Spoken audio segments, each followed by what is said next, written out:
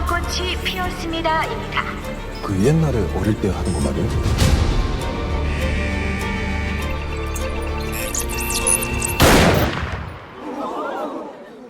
딱지라는 게 이제 사실 상당히 평면적이잖아요. 그러니까 2차원적이고 그러니까 앞 아닌 뒤 두 가지밖에 없잖아요. 근데 이게 이제 사실은 이기고 지는 것밖에 없죠. 이게 무승부가 없다는 의미에서 사실은 본격적으로 오징어 게임이라는 거를 시작하기 전에 이거는 무승부는 없다. 이기거나 지거나 둘 중에 하나다. 뭐 이런 그런 흑백 논리적인 것들을 암시한 게 아닌가라고 이제 저는 생각합니다. 네.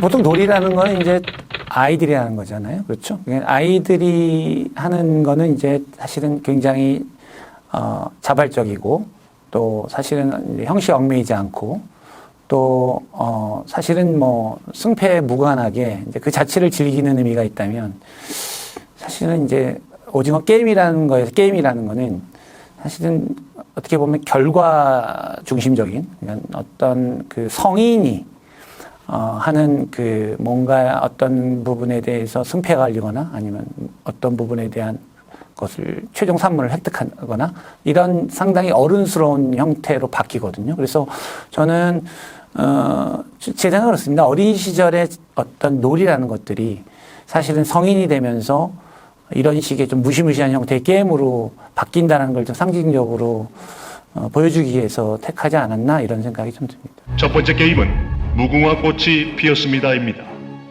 점점 죽는 것 자체에 우리가 익숙하게 되죠. 죽음이라는 것들에 대해서 우리가 보통 처음이 가장 공포스럽고 그 다음에 시간이 지나면서 내성이 생긴다고 볼 수 있는데요.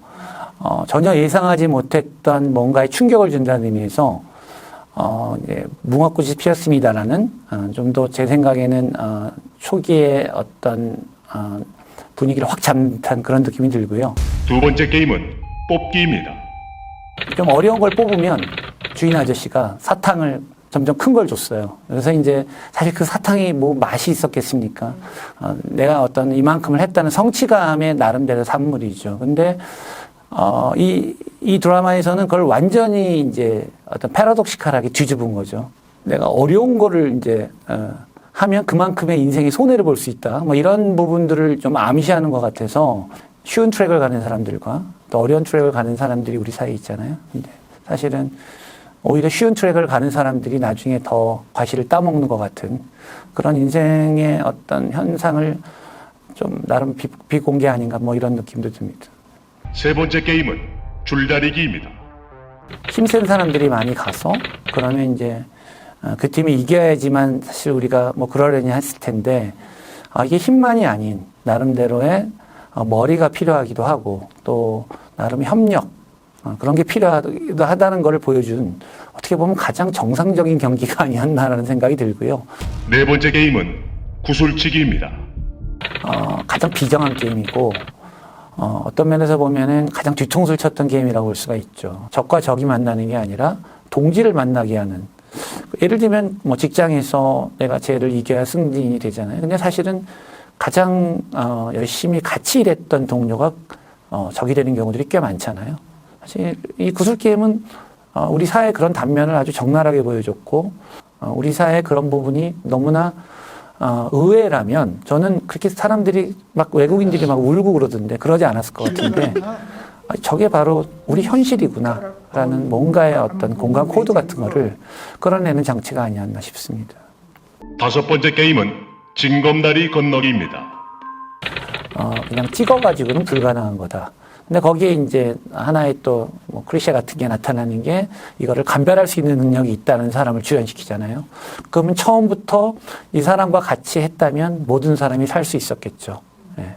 근데 그 또 드라마를 보면 그런 게 나오잖아요. 그거는 또 그 전체의 기획자가 허용하지 않는다는 거죠. 그러니까 저는 이런 생각이 들어요. 이게 개개인이 서로 협력해서 이거를 이제 해결해 나갈 수 있는 거를 사실은 우리 사회가 허용하지 않는다는 뜻일 수도 있죠. 마지막 게임은 오징어 게임입니다. 저희 어릴 때 오징어 게임 많이 했었습니다. 예, 근데 저는 별로 즐기지 않았어요. 예. 그 이유는 오징어 게임은 뭐 전략과 전술도 중요하지만 사실은 결정적인 건 힘입니다. 힘이 센 사람이 이기게 돼 있어요.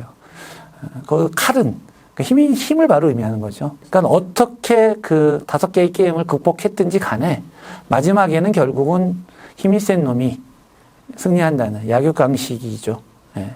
사실 저는 인생은 놀이가 돼야지 게임이 돼서는 안 된다고 생각합니다.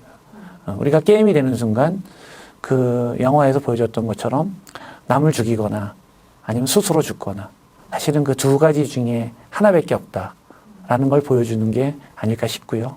딱지치기가 처음에 출발한 것도 사실은 그런 것들을 암시하는 게 아닐까라고 생각을 합니다. 결국 무승부는 없었던 거잖아요. 이기거나